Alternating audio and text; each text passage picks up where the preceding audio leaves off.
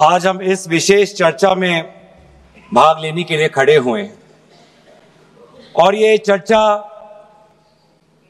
इसलिए हो रही है क्योंकि हाल में ही जो युद्ध हुआ वो एक सूचना का युद्ध था।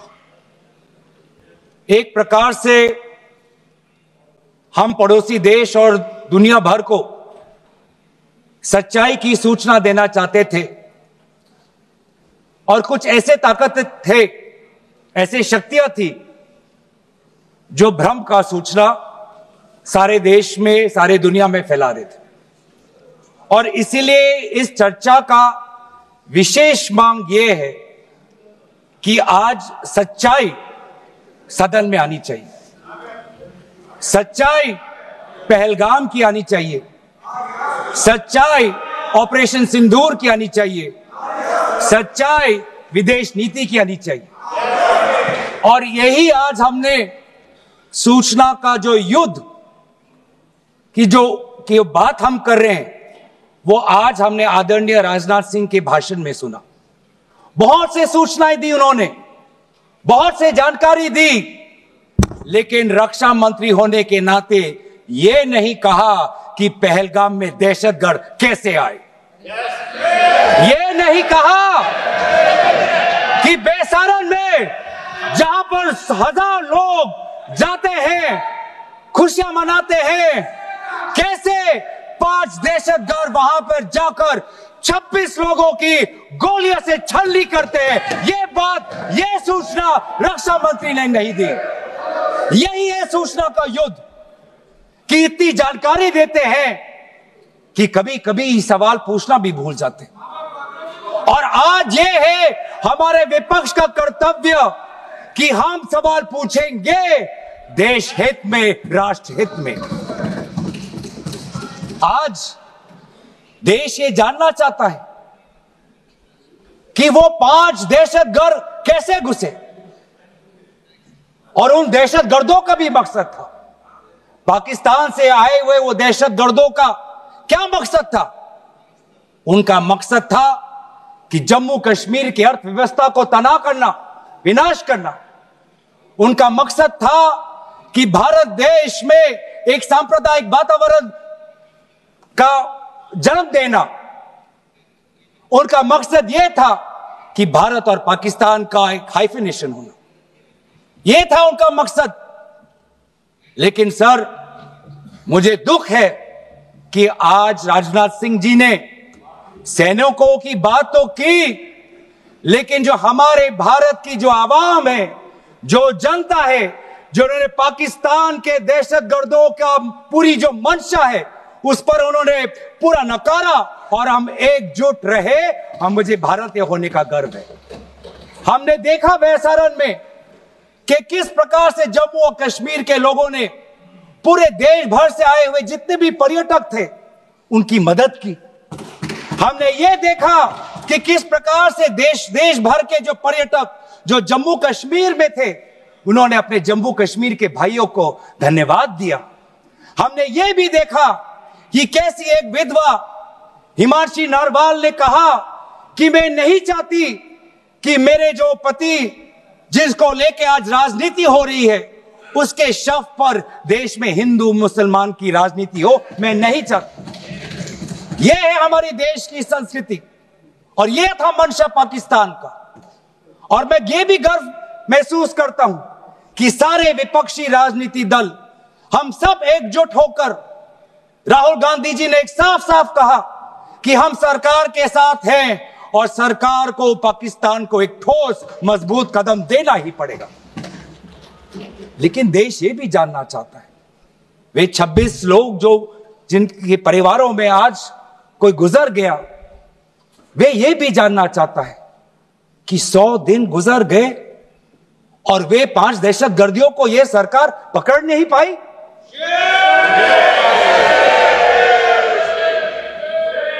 देश के वो लोग ये भी जानना चाहते हैं कि ये जो 5 दहशतगर्दे थे, दहशतगर्दी जो आए टेररिस्ट, निश्चय इनको किसी ने पनाह दी, निश्चय इनको किसी ने जानकारी दी, निश्चय ये पूरा जो 1 घंटा का जो उन्होंने गोला बारूदी की, उसके बाद ये फरार हो गए। उनको फरार होने में भी किसी ने उनकी मदद की, और आज भी ये 100 दिन हो गए और सरकार के पास कोई जवाब नहीं। आज आपके पास ड्रोन है, आपके पास पेगासस है, आपके पास सैटेलाइट है, वहां पे सीआरपीएफ है, वहां पे बीएसएफ है, वहां पे सीआईएसएफ है, वहां पे आदरणीय गृह मंत्री कुछ दिन पहले ही गए थे पूरा रिव्यू लेने के लिए, और आप किसी को पकड़ नहीं पाए। ये कैसी है, ये कैसा बंदोबस्त? आपने कहा कि आर्टिकल 370 के चले जाने के बाद जम्मू कश्मीर सेफ है, जम्मू कश्मीर में आइए, लोग आए, लोगों ने अपने आप को सुरक्षित महसूस किया। लेकिन बेसारन में देखा कि कितने वो निहत्थे थे, कितने वो असहाय थे, कि लगभग 1 घंटा लगा एक एम्बुलेंस उनके पास पहुंचने के लिए।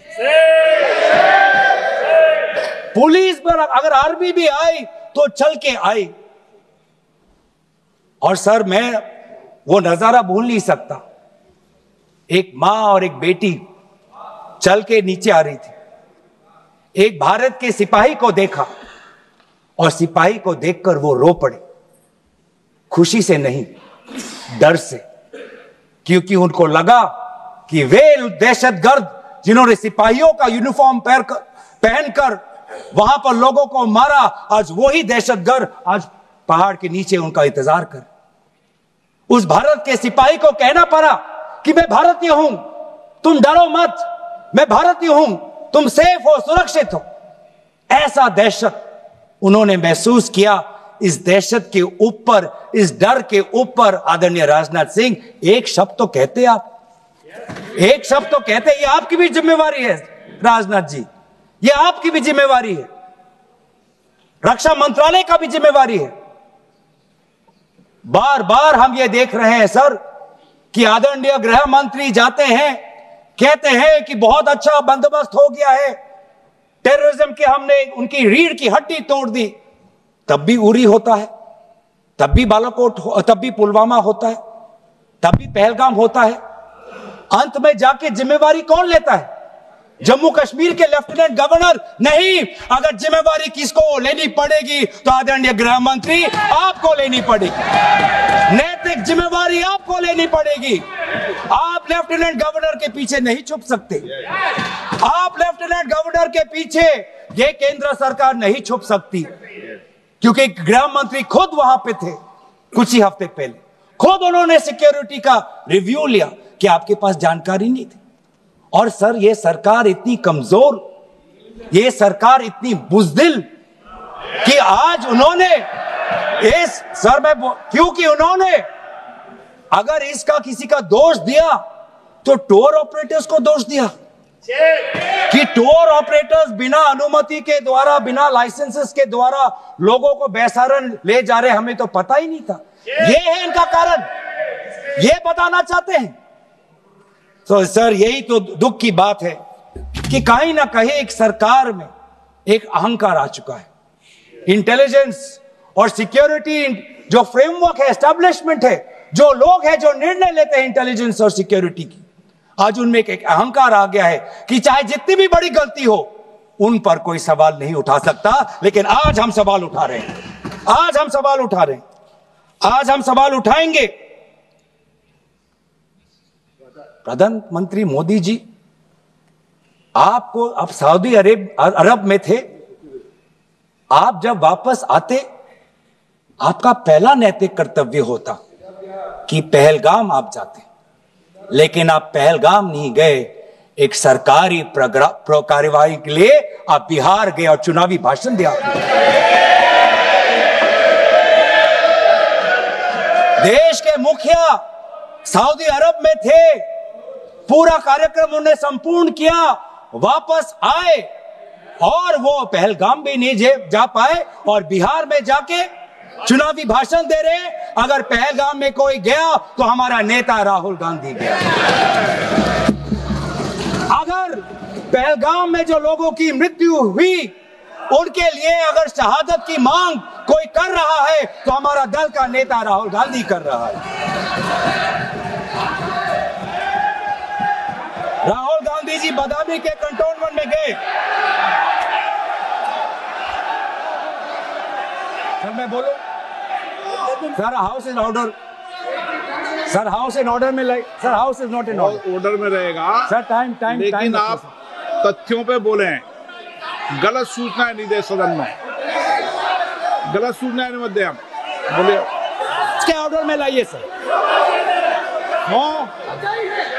कोई सदन में गलत तथ्य नहीं रख सकते आप। सर मैं बोलूं सर कैमरा आएगा मेरे पे। धन्यवाद। आदरणीय अध्यक्ष महोदय, आदरणीय अध्यक्ष महोदय, अब बात आती है ऑपरेशन सिंदूर की। आज मैं राजनाथ सिंह जी का भाषण सुन रहा था। मुझे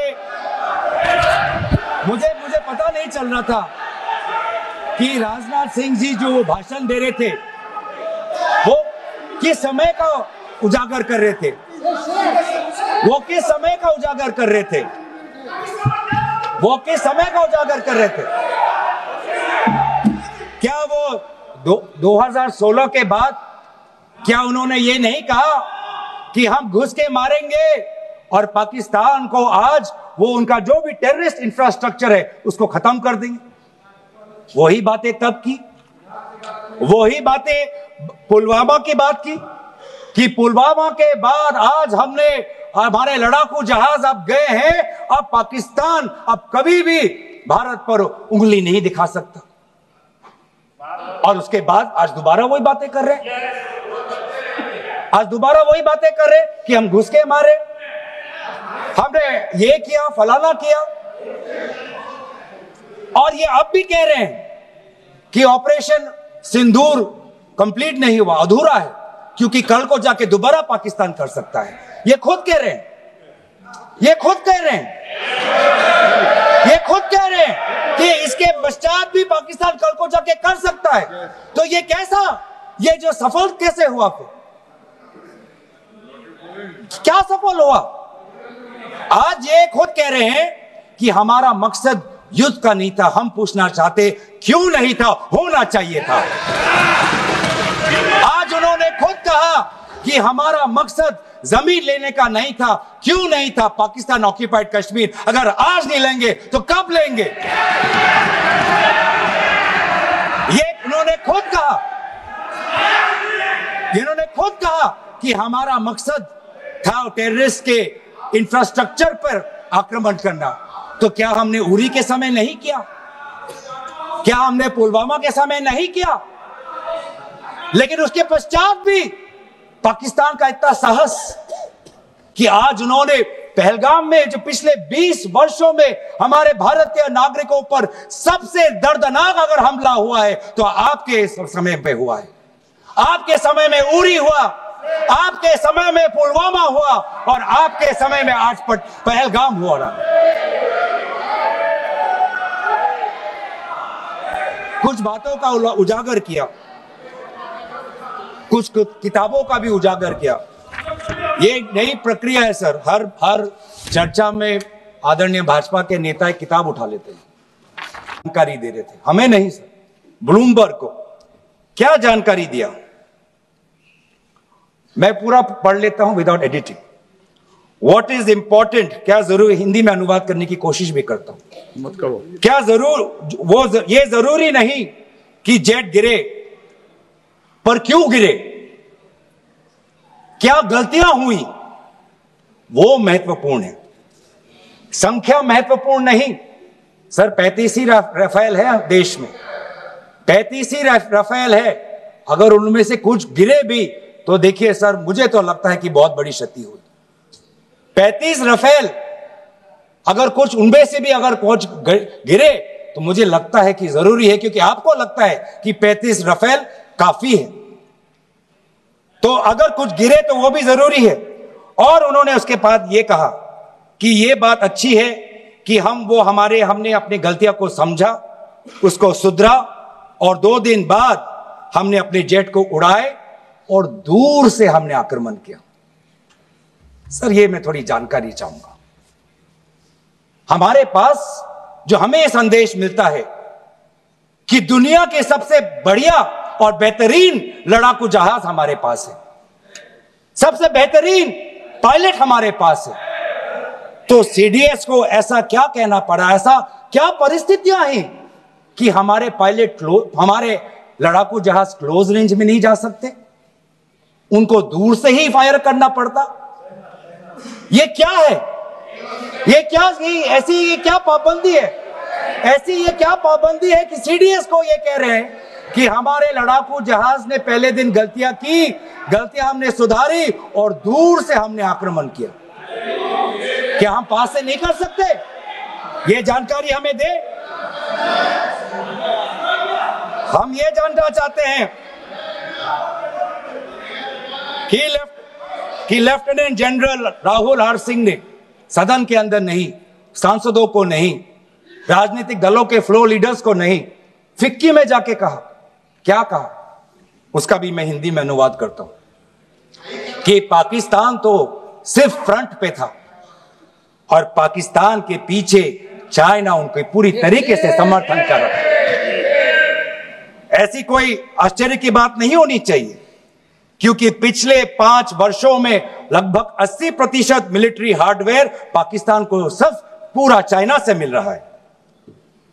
तो सर, मैं आज पूछना चाहूंगा आदरणीय राजनाथ सिंह जी से, जो सरकार चीन को लाल आंख दिखाने की बात करती है, एक बार भी आपने चीन का उजागर अपने भाषण में क्यों नहीं किया? आर्मी कर रही है, आर्मी के कह रही है, आर्मी कहती है कि सिर्फ चीन और पाकिस्तान का ये 2 फ्रंट नहीं, अब 3 फ्रंट का भी हो सकता है, कन्वर्जेंस हो सकता है चीन, पाकिस्तान और बांग्लादेश को लेकर। लेकिन मैं सरकार को याद दिलाना चाहूंगा कि ये जो 2 फ्रंट की जो बात थी, इस बात की शुरुआत किसने की थी? इस बात की चेतावनी किसने दी थी? इस बात की चेतावनी इसी सदन में हमारे दल के नेता राहुल गांधी जी ने दी थी। और यही हम जानना चाहते हैं, कि आज जो युद्ध हुआ, इसमें पाकिस्तान को चीन से कितना समर्थन मिल रहा है। हम सेना से नहीं, आज हम आदरणीय राजनाथ सिंह जी से और प्रधानमंत्री मोदी जी से जानना चाहते हैं।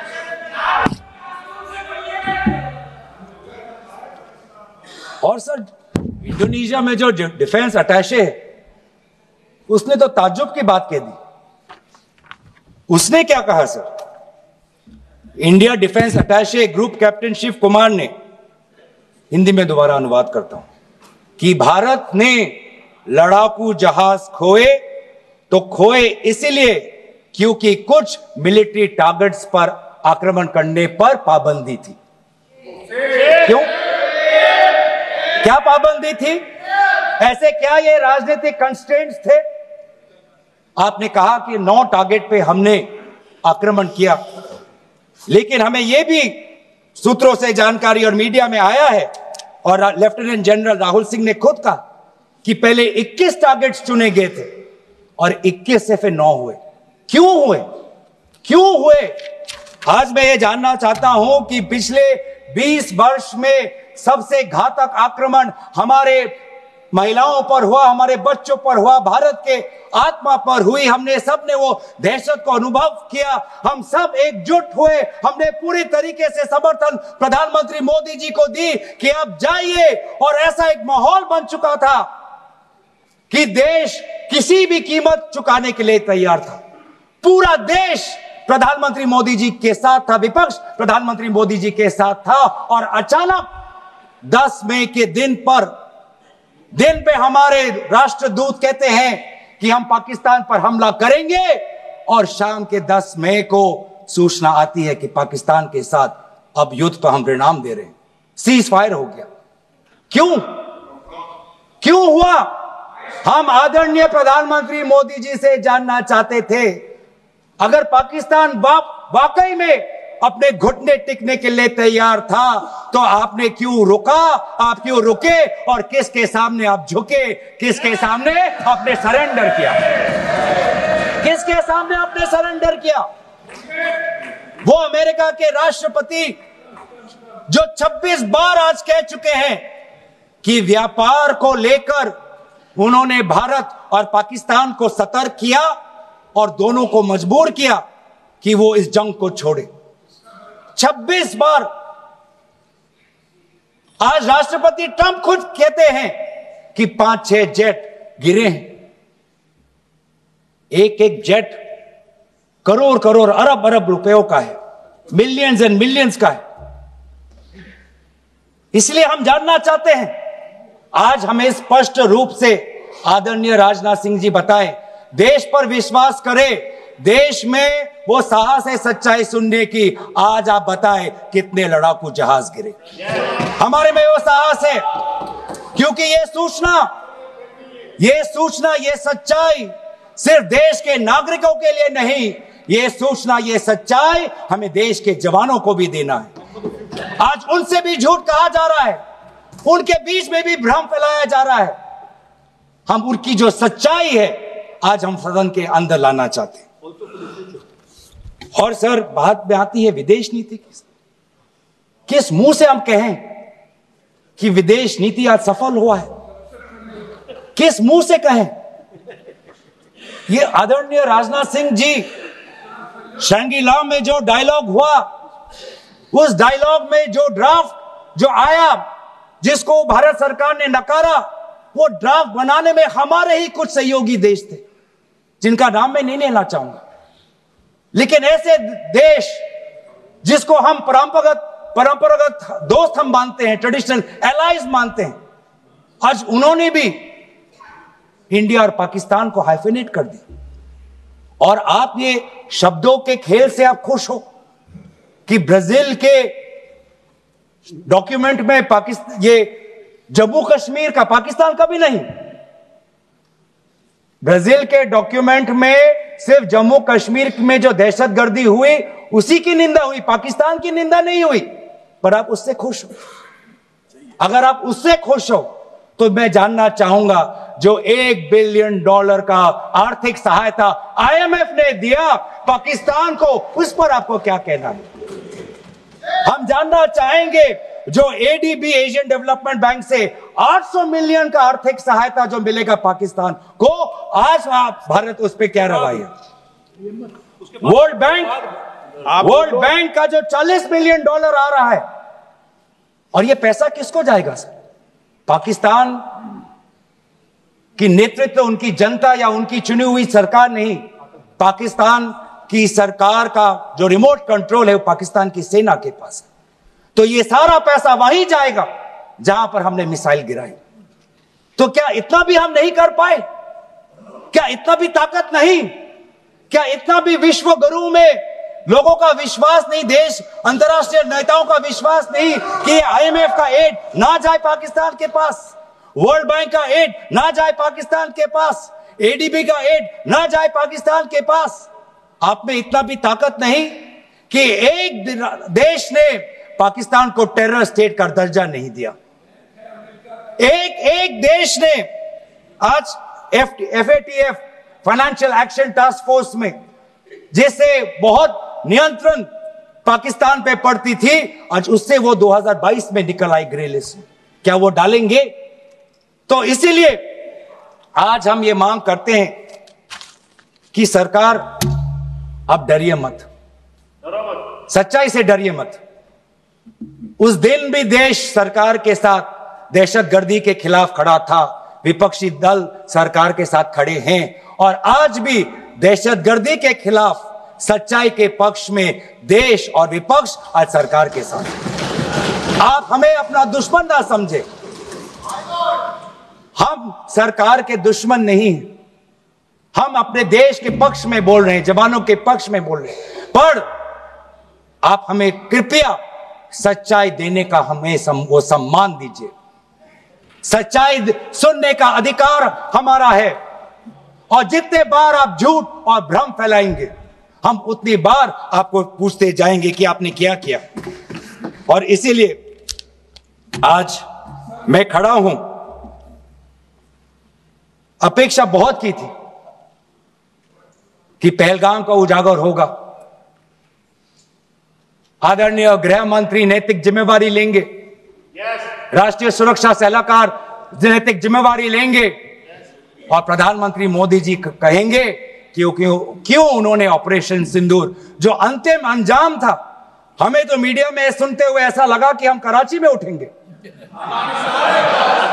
मीडिया में हमारे भारत की मीडिया जो जिनको सूचना आपसे ही मिलती है, उनका ये सुनने में लगा कि आज तो हम फतह करके ही रहेंगे, लेकिन पता चला कि नहीं, कहीं ना कहीं हमारे पैर डगमगा गए और जो अंतिम परिणाम था उससे पीछे हम हट गए।